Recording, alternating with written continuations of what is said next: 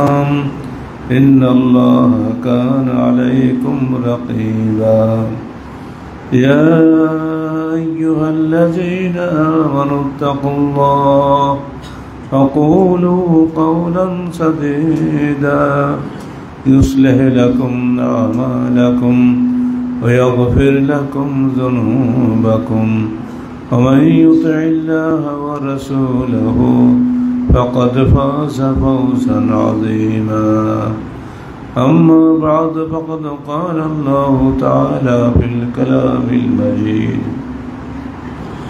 فأعوذ بالله السميع العليم من الشيطان الرجيم بسم الله الرحمن الرحيم ولتكن منكم أمة يدعون إلى الخير ويأمرون بالمعروف وينهون عن المنكر أولئك هم المفلحون ولا تكونوا كالذين تفرقوا واختلفوا من بعد ما جاءهم البينات وأولئك لهم عذاب عظيم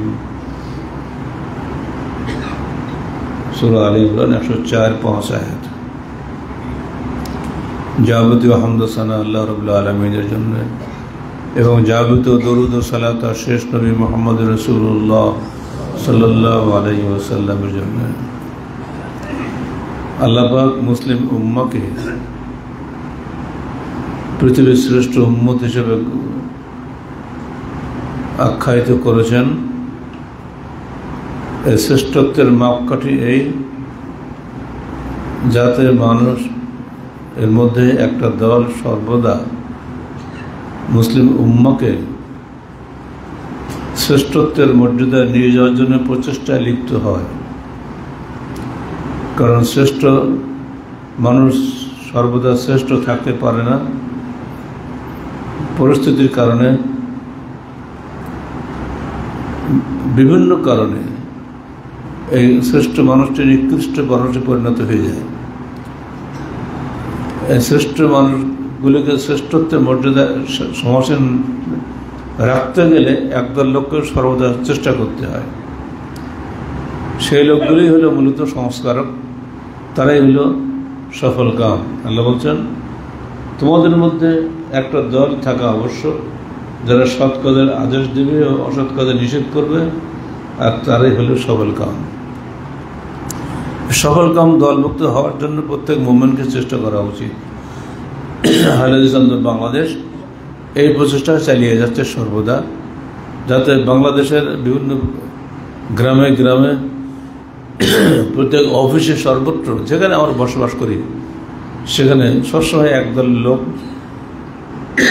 তারাই থাকবে যারা পবিত্র কোরআন ও সহিহ হাদিস অনুযায়ী নিজের জীবন পরিচালনা করবেন এবং অন্যকেও প্রতি মুহূর্তে ভুল ধরে দেবেন, বলে দেবেন। এই অভ্যাসটা যদি আমরা করতে পারি তাহলে আমরা এই সফল কাম দলভুক্ত হতে পারবো। আমরা যে যা করে যাচ্ছে সবাই করে যাক, আমরা কিছু বলবো না। যার যার স্যার আক্কেল গোর গোর হিসাব, এই কথা বলে যদি আমরা বসে থাকি, কিছু কাউকে সংশোধনের চেষ্টা না করি, তাহলে আমাদের জীবনটা ব্যর্থ। এজন্য আহলে হাদিস বাংলাদেশের লক্ষ্য উদ্দেশ্যে বলা হয়েছে, আকীদা ও আমলের সংশোধনের মাধ্যমে সমাজের সার্বিক সংস্কার সাধন আহলে হাদিস আন্দোলনের সামাজিক ও রাজনৈতিক লক্ষ্য। প্রতি মুহূর্তে আপনাকে সংশোধনের মধ্যে থাকতে হবে। পদে পদে আপনার সামনে ভুল ধরা পড়বে, ভুলগুলো আপনার ধরতে হবে। ভুল ধরার জন্য যোগ্যতা অর্জন করতে হবে, যে ভুলটা ঠিক না বেঠিক যাচাই করার জন্য শিক্ষিত হওয়া লাগবে না। এই যে আমি একটু আগে পরীক্ষা নিয়ে 1 ঘন্টাতে পরীক্ষা নিলাম, পরীক্ষা দেখলাম সবাই ফেল করলো। এই যে পরীক্ষা নিচ্ছি, তোরা বললো কি জানেন স্যার, কেউ তো এরকমভাবে আমাদের জিজ্ঞাসা করে না, কেউ তো ভুল ধরে যায়নি। ইমানে মুফাসসাল বলতে পারছে না, আমানতু বিল্লাহি ওয়া মালাইকাতিহি বলেন তো সবাই, ওয়া কুতুবিহি ওয়া রুসুলিহি ওয়াল ইয়াউমিল আখির ওয়াল কদরি খাইরিহি ওয়া শাররিহি মিনাল্লাহি তাআলা।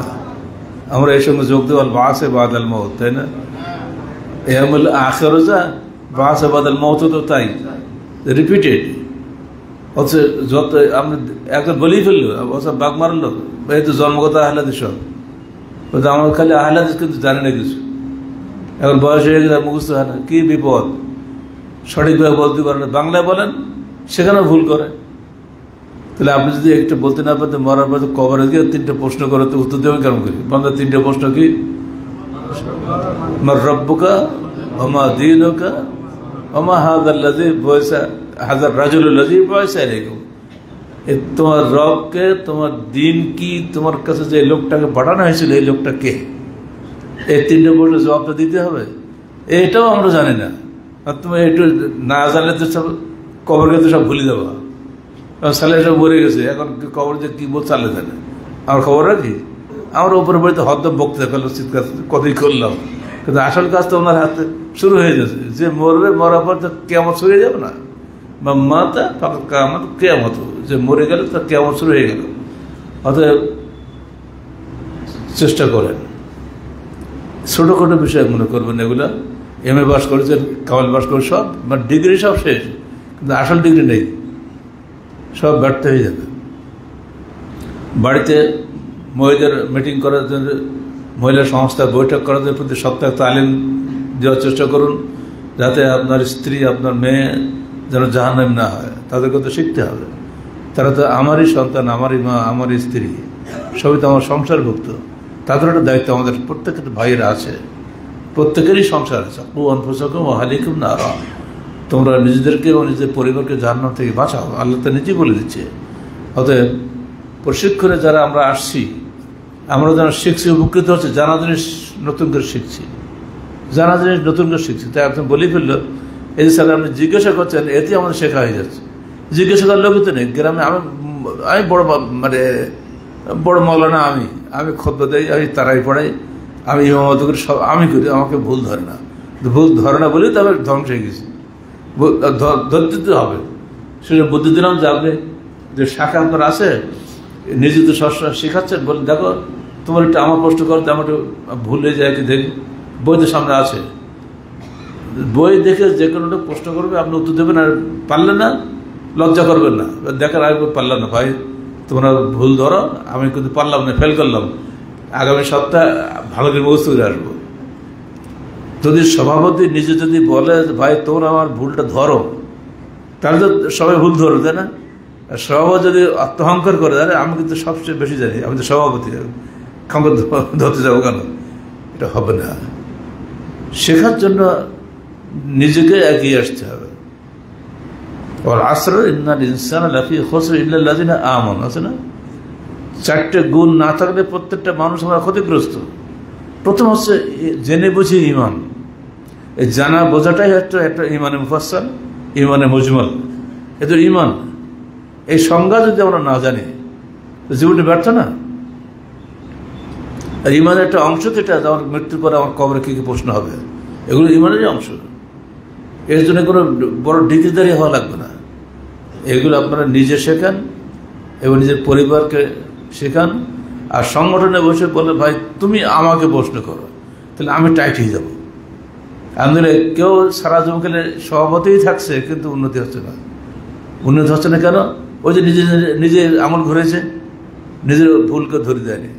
এটা অহংকার করবেন না। ইনশাল্লাহ আমাদের মধ্যে উন্নতি হবে, যে পরকালের মুক্তির স্বার্থে আমাদেরকে এগুলি করতে হবে, তাহলে সমাজ গড়ে উঠবে ইনশাল্লাহ। আল্লাহ বলছে তখন মেনকে মোম্মা, তোমাদের মধ্যে একদল লোক থাকতেই হবে যারা সবসময় এই কাজগুলি করে যাবে। বলা তখন কাল্লাদিনা তাফাররাকু, তোমরা তাদের মতো হয়েও না যারা পরস্পর বিচ্ছিন্ন হয়েছে এবং স্পষ্ট প্রমাণ দিয়ে এসে যাওয়ার পরেও তারা তাতে মতভেদ করেছে, তাদের জন্য রয়েছে ভয়াবহ শাস্তি।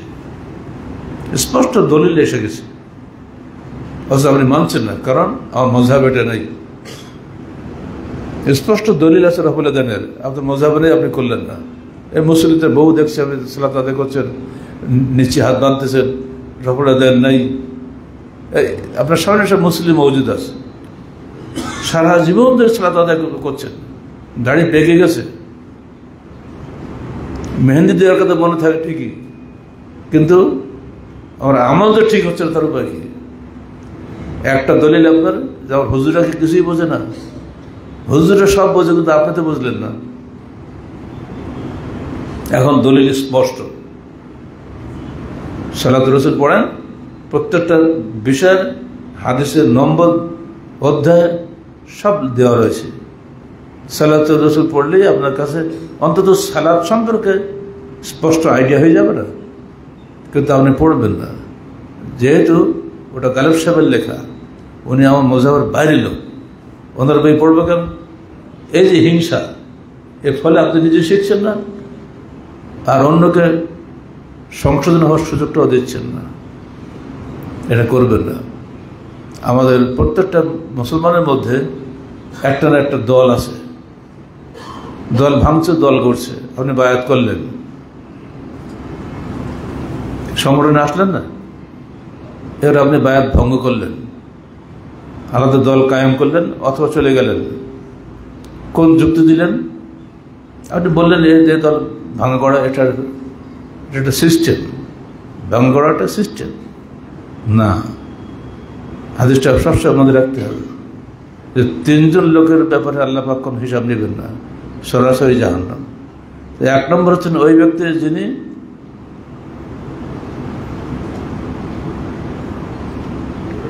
দল থেকে চলে যান।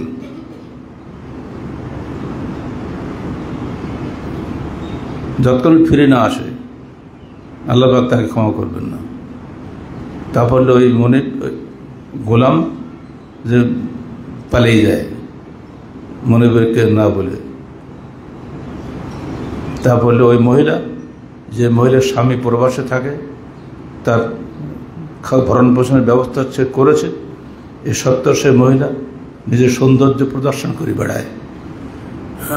এই 3টে লোকের জান্নাত নাই, কিন্তু আমরা এটা করি।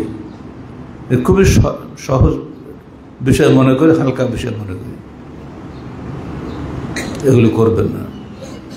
সংগঠন করছেন, যদি ইসলামী সংগঠন হয় আপনি ছেড়ে অন্যত্র যেতে পারেন না। আর যদি বেদাতি সংগঠন হয় অবশ্যই সেগুলো ট্রান্সফার করে আপনাকে এখানে আসতে হবে। যদি মযহাবী সংগঠন হয় বাতিল করতে হবে। যদি সেকুলার সংগঠন হয় বাতিল হবে, সেখানে থাকা যাবে না। কোনো মুসলমান সেকুলার সংগঠন থাকতে পারে না, কোনো মুসলমান মযহাবী সংগঠন থাকতে পারে না। আপনি বলছেন আমি ইসলামী দল, দলের কি? আপনি ক্ষমতা গেলে তো মযহাবী আইন করবেন। আমার সে 1995 সালের কথা মনে আসে, চকলি কনফারেন্সে আমাদের নওগাঁ, ওটা চকলি নওগাঁ, তো 95 সালে আমার এক ভাষণ ছিল সেখানে। ওই এলাকাটা সম্পূর্ণ আহলে হাদিস, কিন্তু সব কমিউনিস্ট এবং এই মযহাবী রাজনীতির অনুসারী। প্রকৃত আহলে হাদিস একটাও নেই।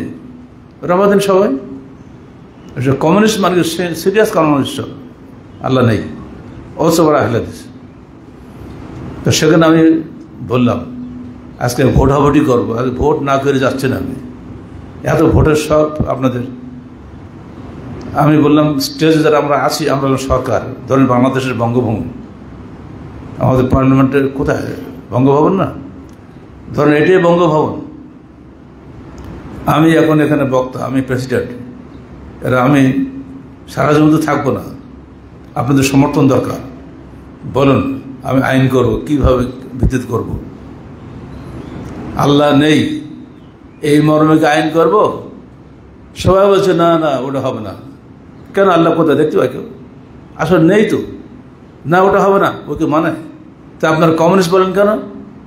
তো তাই নেই, কমিউনিস্ট মানে কি আল্লাহ নেই? তো বোঝো না, গডলেস থিওরি। তাহলে ওটা বাদ, ও আইন চলবে না। সব মুসলমানের দেশ, এখানে ওই কমিউনিস্ট আইন চলবে না। এটা গেল, ভোট একটা হয়ে গেল। এবার দ্বিতীয় ভোট, আমি এবারে ভোটাভুটি করবো। ভাই বলেন, এই দেশে ইসলামী আইন চলবে না মানুষের বানোয়াট আইন চলবে? না, ইসলামী আইন চলবে। এবার আসেন, হেদায়েত সরাবেগা কুদুরির ইসলাম চলবে না বুখারী মুসলিম তিরমিজির ইসলাম চলবে? তো না, বুখারী যেখানে আমরা আছি সেখানে। ভোট কিন্তু হয়ে যাচ্ছে আমার।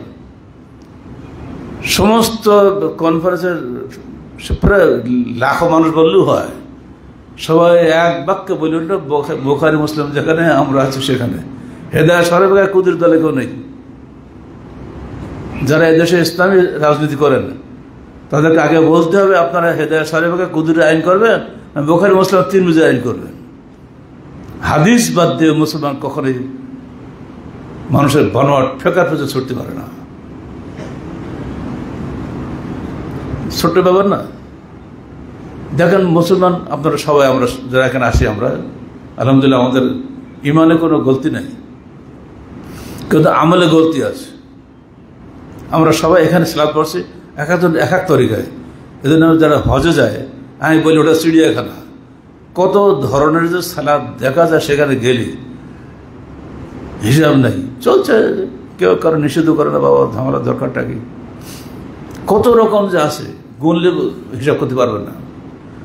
শিয়ারা এক কাদা সালাত আদায় করে, কাদিয়ানিরা যাচ্ছে সে এক কাদা সালাত আদায় করে, হালেসাও যাচ্ছে, হানাফিরাও যাচ্ছে, কত যে কি সালাতের তারতম্য দেখলে থ হয়ে যেতে হয়। ওখানে গেলে ইমান আরো দুর্বল হয়ে যায়। কিন্তু হজের সময় যেতে হবে, হজ তো সবার জন্য, হজের মূল স্মৃতি মনে রেখে আমাকে হজ করতে হবে। ইমান আমল আকীদা মজবুত রাখার জন্য তো চেষ্টা করে যেতে হবে। এরপর আল্লাহ বলছেন 10 নম্বর আয়াত থেকে 110-এ গিয়ে, কুনতুম খায়রা উম্মাতিন উখরিজাত লিন-নাস,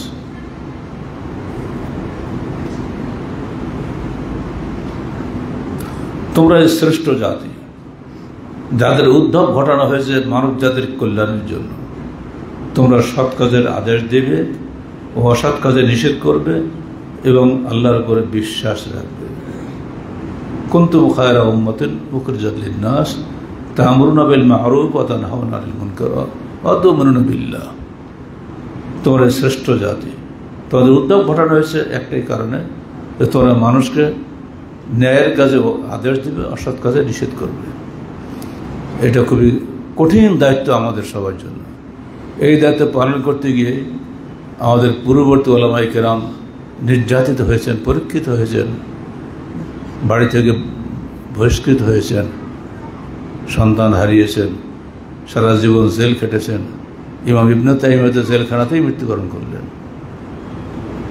হাফেজুল কাইম একই অবস্থা।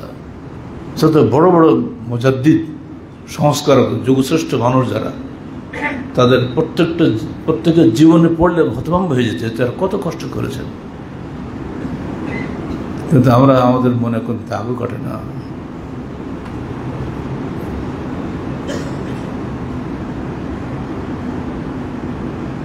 ইবনে কাসির বলছেন, উম্মাতুন ওয়াল তাকুম মিনকুম উম্মাতুন, অর্থ আছে মুনতাসাবাতুন লিল কিয়াম বিআমরিল্লাহ ইলা দাওয়া ইলাল্লাহ। একটা দল থাকতে হবে যারা আল্লাহর হুকুম প্রতিষ্ঠা করার জন্য দাঁড়িয়ে যাবে। প্রতি মুহূর্তে তারা যেন ওই পুলিশি কায়দা, পুলিশ যেন প্রতি মুহূর্তে দেখে যে বর্ডার থেকে কোনো জিনিস পাস হচ্ছে কিনা, পথ পেতে থাকে। একটা দল থাকবে তারা প্রতি মুহূর্তে সতর্ক প্রহরার মতো কাজ করবে যে কোথায় উম্মত কোনটা ভুল করছে। কারণ মানুষ ভুলের দাস, ভুল তো করবে, কিন্তু এক দল থাকতে হবে ভুল সংশোধন করার জন্য। এ দল তাদের যদি না থাকে তাহলে সেই সংগঠন, সেই ইসলাম তার শ্রেষ্ঠত্ব হারাবে, খায়রা উম্মতের মর্যাদা থেকে আমরা হারিয়ে যাব।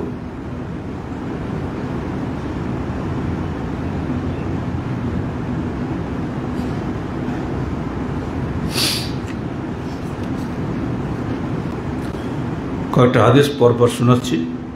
আর আবু সাঈদ খুদরি রাদিয়াল্লাহু আনহু قال قال رسول الله صلى الله عليه وسلم من رأى منكم منكرا فليغيره بيده فإن لم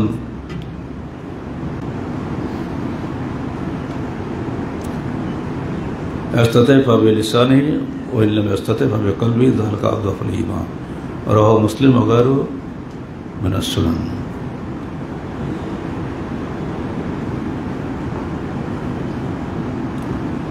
তোমাদের মধ্যে যে ব্যক্তি কোনো মুনকার কাজ হতে দেখে, মুনকার বলতে কোরআন হাদিস বিরোধী কোনো কাজ হতে দেখে, ফালিউগাইয়ির বিয়াদিহি, সেজন্য হাত দিয়ে সেটা পরিবর্তন করে। ফাইল্লাম ইস্তাতি, হাত দিয়ে পরিবর্তন করার ক্ষমতা না থাকে, ফাবিলিসানিহি, জবাব দিয়ে তাকে বলবে। ইল্লাম ইস্তাতি ফাবিকলবিহি, জবান দিয়ে বলার সাহস না থাকে তার অন্তর থেকে ঘৃণা করবে, তবুও তার দলভুক্ত হওয়া যাবে না, তার সঙ্গে যাওয়া যাবে না। এই হাদিস আমাদের বাধ্য করে যে অন্যায় কাজ দূর করার জন্য এগিয়ে যাওয়ার ব্যাপারে। এই বিষয়টি আমাদের সবসময় খেয়াল রাখা উচিত। عن حذيفة بن اليمان رضي الله عنه قال قال رسول الله صلى الله عليه وسلم والذي نفسي بيده لتأمرن بالمعروف ولتنهون عن المنكر أو لا يشكن الله أن يبعث إليكم عقابا من عنده ثم لا تدعونه ولا يستجاب لكم। অবশ্যই তোমরা সৎ কাজের আদেশ দিবে, অসৎ কাজের নিষেধ করবে, এবং অবশ্যই অতি সত্বর তোমাদের উপরে এমন একটা আযাব নেমে আসবে যে তোমরা আল্লাহর কাছে দোয়া করবে কিন্তু কবুল হবে না। যদি আমরা অসৎ কাজ থেকে নিষেধ করার কাজ বাদ দেই, যেটা আমরা প্রায় বলে গা ছাড়া ভাব, যা পার হোক আমাকে বাড়ির ভাতকে বনের মোষ তাড়াবো কেন বলে না, আমার প্রায় এগুলো কথা বলে তো আমরা এড়িয়ে যাই। তাহলে এমন একটা জমানা আসতেছে, আল্লাহ রাসূল বলছেন যে তোমার দোয়া কবুল হবে না, তুমি খালি দোয়াই করবে, এখন কাজ লাগবে না। وعن قتادة قال بلغنا أن عمر بن الخطاب رضي الله عنه في حجه فرأى من الناس عن سرداب فقرأ هذه الآية كنتم خير أمة أخرجت للناس إلى آخر الآية ثم قال من سره أن يكون من تلك الأمة فليود شرط الله فيه। এই আয়াতটা পাঠ করে তিনি বললেন তার হজের সময় জনগণের উদ্দেশ্যে, যে ব্যক্তি শ্রেষ্ঠ উম্মত হতে চায় সেজন্য শ্রেষ্ঠ শর্ত আদায় করে। শ্রেষ্ঠ হতে গেলে যে কাজটা করতে হবে, আমর বিল মারুফ ওয়া নাহই আনিল মুনকার, এই কাজটা যেন সবসময় করে, তাহলে সে শ্রেষ্ঠত্বের মর্যাদায় থাকতে পারবে, নইলে নয়। عن أبي سعيد الخدري رضي الله عنه قال قال رسول الله صلى الله عليه وسلم أفضل الجهاد كلمة عدل عند سلطان جائر وفي رواية كلمة حق। শ্রেষ্ঠ জিহাদ হচ্ছে ন্যায়পূর্ণ কথা বলা অত্যাচারী সম্রাটের সামনে। অত্যাচারী আইন, অন্যায় আইন চলছে দেশে, আপনি কোনো কথা বলছেন না, চুপচাপ মেনে নেওয়া হচ্ছে না। এটা যারা কথা বলে, যারা তারাই আফজাল জিহাদ, শ্রেষ্ঠ জিহাদ তারাই করে। আপনাকে প্রতি মুহূর্তে কথা বলতে হবে, অন্যায় দেখলেই কথা বলতে হবে।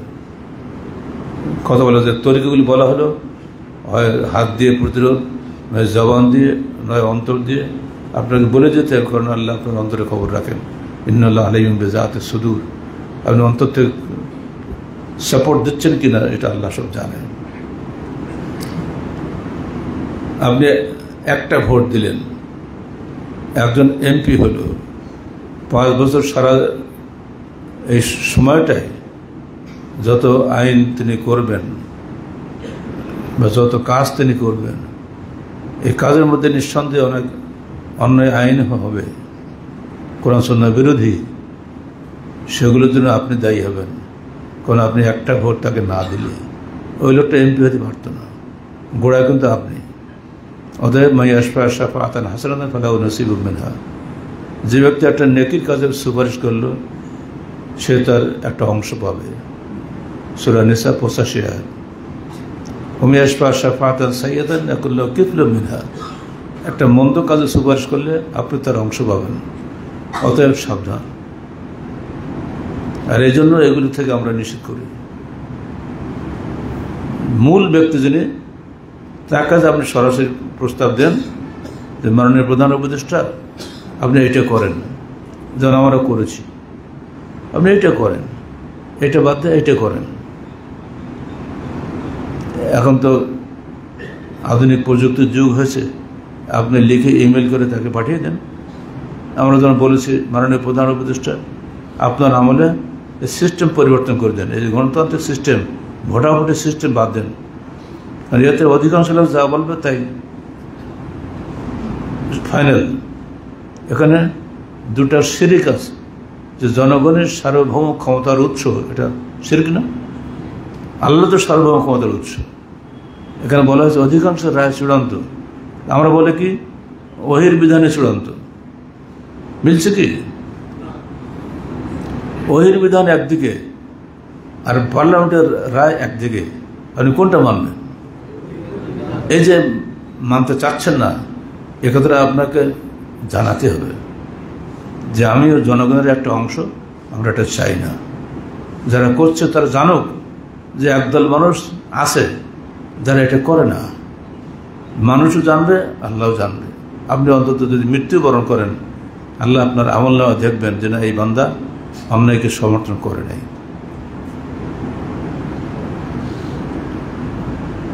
আর আবু হুরায়রা রাদিয়াল্লাহু আনহু قال قال رسول الله صلى الله عليه وسلم إن في الجنة 100 درجة أعدها الله للمجاهدين في سبيل الله رواه البخاري।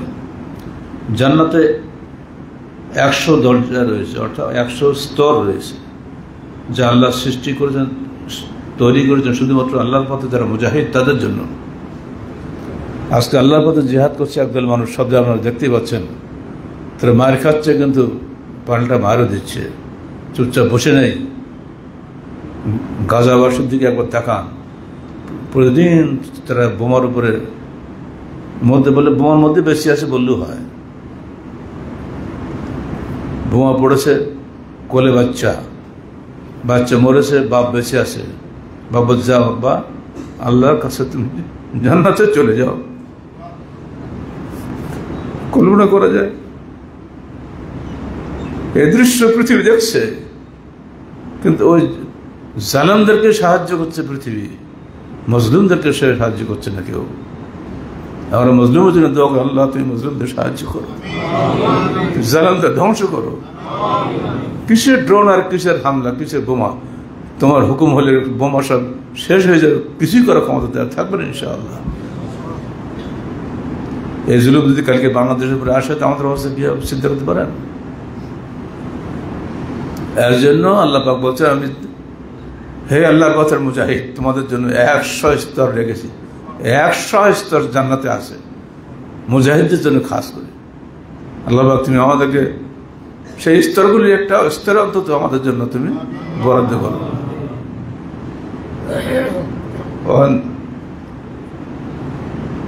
জাবির বিন সামুরা قال قال رسول الله صلى الله عليه وسلم لن يبرح هذا الدين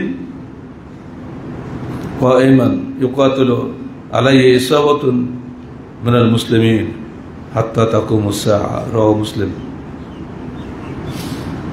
আল্লাহ রাসূল বলেন, এই দিন অতদিন কায়েম থাকবে, দণ্ডায়মান থাকবে, যতদিন এই দিনের জন্য একদল মুসলমান সবসময় সংগ্রাম করবে। হাত্তা তাকুমুস সাআ, কিয়ামত পর্যন্ত। লা তাযালু তায়িফাতু মিন উম্মতি যাহিরিনা আলাল হক লা ইয়াযুররুহুম মান খাযালাহুম হাত্তা ইয়াতি আমরুল্লাহ ওয়া হুম কাযালিক। চিরদিন একদল লোক থাকবে যারা আল্লাহর বিধানের উপরে কায়েম থাকবে, হকের উপরে দৃঢ় থাকবে প্রকাশ্যভাবে। লোকরা তাদের দল থেকে চলে যাবে, কিন্তু তাদের কোনো ক্ষতি করতে কেউ পারবে না। আহলাদিস বাংলাদেশ জাজ্জলিমান প্রমাণ, সেখান থেকে বহু লোক বেরিয়ে গেছে, যে আলাদা দল করেছে, দুনিয়া থেকে অনেক নাম কুড়াচ্ছে, কিন্তু আসলে কি কিছু হচ্ছে? দল ভাঙা হচ্ছে, গড়া হচ্ছে না। এক ইসলামী দল থেকে আরেক ইসলামী দল হচ্ছে, দিন দিন বাড়তি আছে, দলের কোনো শেষ নাই। হানাফিদের মধ্যে হচ্ছে, আহলের মধ্যে হচ্ছে না। দৃঢ় চেতা কিছু মানুষ দরকার, যারা হক বুঝে এবং হকের উপরে দৃঢ় থাকে। হক বুঝে এবং হকের উপর দৃঢ় থাকার লোক থাকতে, দল থাকতে, আপনি সেই দল ছেড়ে আর একটা দল করতে পারেন না। হ্যাঁ, যদি ওরা কুফরি করেন তাহলে সমস্যা করতে আলাদা। عن أبي मूसा अल-अशअरी रज़ियल्लाहु अन्हु क़ाल क़ाल रसूलुल्लाह सल्लल्लाहु अलैहि वसल्लम मान क़ातल लिताकुना कालिमातुल्लाहि अल-उलिया फाहुवा फी साबिलिल्लाह। আমরা সবাই বলি আমরা আল্লাহর পথে আছি, আল্লাহর পথে আছি, না, আল্লাহ ব্যাখ্যা দিচ্ছেন আল্লাহর রাসূল, যে ব্যক্তি লড়াই করে লিতাকুনা কালিমাতুল্লাহি আল-উলিয়া, আল্লাহর কলমা যেন উচ্চ হয়, যেন নিচু না হয়, সেটাই হলো ফি সাবিলিল্লাহ, জিহাদ ফি সাবিলিল্লাহ। শুধু দাবি করলেই হবে না। ওয়ান আনাস রাদিয়াল্লাহু আনহু ক্বালা ক্বালা রাসূলুল্লাহ সাল্লাল্লাহু আলাইহি ওয়াসাল্লাম জাহিদুল মুশরিকিনা বিআমওয়ালিকুম ওয়া আনফুসিকুম ওয়া আমওয়ালিকুম, রাওয়াহু আবু দাউদ। তোমরা জিহাদ করো আল্লাহর রাস্তায় তোমাদের মাল দিয়ে এবং জান দিয়ে।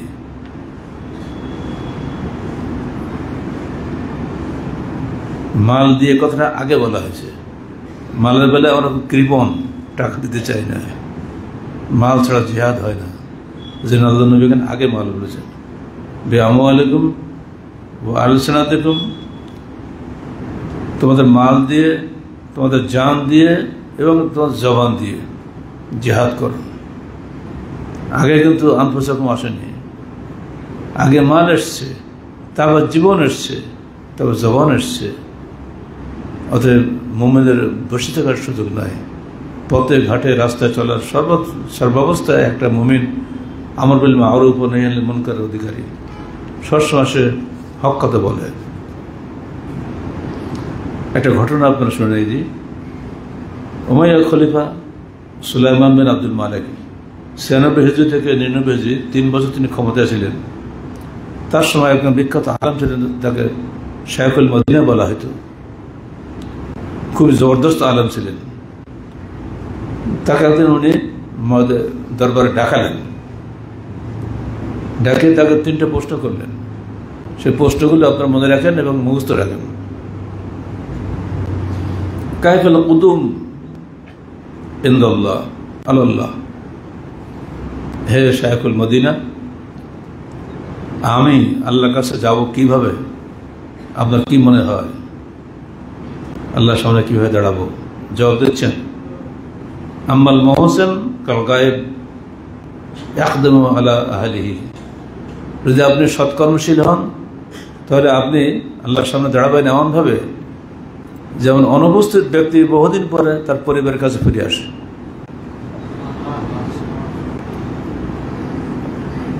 মানে আল্লাহকে পেয়ে আমরা এত খুশি হব, আমি যেন নিজের পরিবারের কাছে ফিরে এসেছি।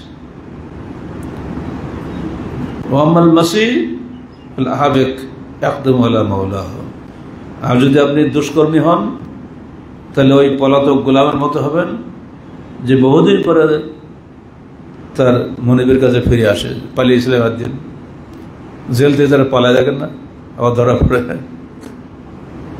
সংগঠন থেকে বেরিয়ে গেলেন আর সংগঠন থেকে ফিরলেন না, চলে গেলেন না, আলাদা দল করলেন, বলে সমাজে বিভক্তি সৃষ্টি করলেন। আহলাদের সমাজে হক দল থাকতে পুনরায় আরেকটি হক দল করার দাবি করাটা বৃথা। আহলে সমস্ত হক প্রমাণ করেন যেটা হক নয়। এই বিষয়গুলো এত হালকা মনে করবেন না, কঠিন বিষয়। 2 নম্বর প্রশ্ন, মা লি ইনদাল্লাহ, আল্লাহর কাছে আমার জন্য আল্লাহ মানে কি পুরস্কার আছে? শায়খুল মদিনা উত্তর দিলেন, আরিজ নাফসাকা আলা কিতাবিল্লাহ, আপনি নিজেকে আল্লাহর কিতাবের সামনে পেশ করুন। আল্লাহ বলছেন, ইন্নাল আবরারা লাফি নাঈম ওয়া ইন্নাল ফুজ্জারা লাফি জাহিম, নিশ্চয়ই সৎকর্মশীল লোকেরা থাকবে আল্লাহর নিয়ামতের মধ্যে, জান্নাতুন নাঈমের মধ্যে, ওয়া ইন্নাল ফুজ্জারা লাফি জাহিম, দুষ্কর্মী লোকেরা থাকবে জাহিম অর্থাৎ জাহান্নামের মধ্যে। আপনি নিজেকে সেভাবে পেশ করেন, তাহলে আপনি বুঝতে আপনি আল্লাহর কাছে কীভাবে থাকবেন। 3 নম্বর প্রশ্ন, মা লি ইনদাল্লাহ, আমার কাছে আল্লাহর কাছে কি পুরস্কার রয়েছে?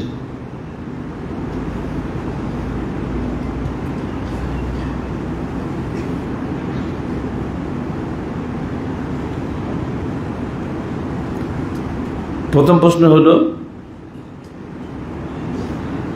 কিভাবে আমি আল্লাহর সামনে দাঁড়াবো বলে আপনি মনে করেন? উত্তর তো হয়ে গেল। তা আবার প্রশ্ন হলো আল্লাহর কাছে আমার কি পাওয়ার আছে? তার উত্তর হলো এই ইন্নাল আবরার লাফি নাঈম।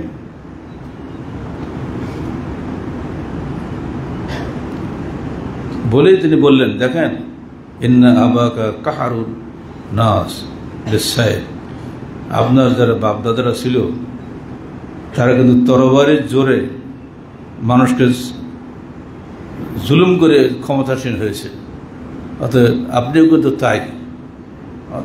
এখন আপনি আপনার আব্বার মানে আল্লাহর সামনে কোন দলভুক্ত হবেন সেটা আপনি চিন্তা করেন। তারপরে প্রশ্ন বলছেন, মানে খলিফা বলছেন যে আপনি আমার কাছে আপনি কি কি চান পেশ করুন। তো তিনি জবাব দিচ্ছেন, আমি আপনার চাইতে অধিক ক্ষমতাশালী মহান সত্তার কাছে আমি আমার অভিযোগ পেশ করব, আপনার কাছে না। দারুণ ব্যাপার না? খলিফা বলছে আপনার কি প্রয়োজন আমার কাছে বলেন, মানে কিছু গিফট দেবে, উপঢৌকন দেবে। এটা 3 নম্বর। এটা তা উত্তর দিচ্ছে কিভাবে? রাফানা ইলা মান আকদার মিনকা, আপনার চেয়ে শক্তিশালী যিনি তার কাছে আমি পেশ করব। কে তিনি? আল্লাহ বলছেন, এই আয়াতটা পড়লেন সূরা যুখরুফ 34 আয়াত, নানু কাসামনা মাঈশাতাহুম ফিল হায়াতিদ দুনিয়া ওয়া রাফানা বা'যাহুম ফাওকা বা'যিন দারাজাত লিয়াত্তাখিযা বা'যুহুম বা'যান যুখরিয়্যা।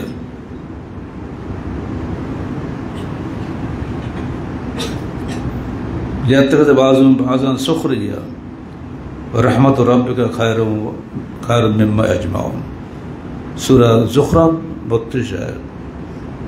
দেখেন আল্লাহ বলছেন, না কাসামনা মাঈশাতাহুম, আমরা এই মানুষের রুজি ভাগ করে দিয়েছি, বন্টন করে দিয়েছি। কার কত রুজি হবে সেটা আমি করে দিয়েছি। কে কতদিন বাঁচবে সব নির্দিষ্ট, কার কত রুজি হবে সব ভাগ করে দিয়েছি। তো আল্লাহ আমার জন্য যে রুজি ভাগ করে দিয়েছেন সেটা আমি পাবো। আপনি বাদশাহ খলিফা, আপনি আমাকে রুজি বাড়াতে পারবেন না, অতএব আমি রুজি আপনাকে কিছু চাই না, করে পুরস্কারও চাই না। এই যে হক কথা বলার সাহস খলিফার সামনে কত লোকের আছে বলেন? আর দিচ্ছে আমি নেব না, একে জাতা ব্যাপার নাকি? আল্লাহ পাক আমাদের মধ্যে এইভাবে যে কোনো পরিবেশে আল্লাহর পথে থাকার তৌফিক দান করুন, এবং সৎ কাজের আদেশ ও অসৎ কাজে নিষেধ করার যোগ্যতা এবং সাহস আল্লাহ পাক আমাদেরকে দান করুন। আমিন। আকুলু কওলি হাযা আস্তাগফিরুল্লাহ লি ওয়া লাকুম ওয়া লিসাইরিল মুসলিমিন।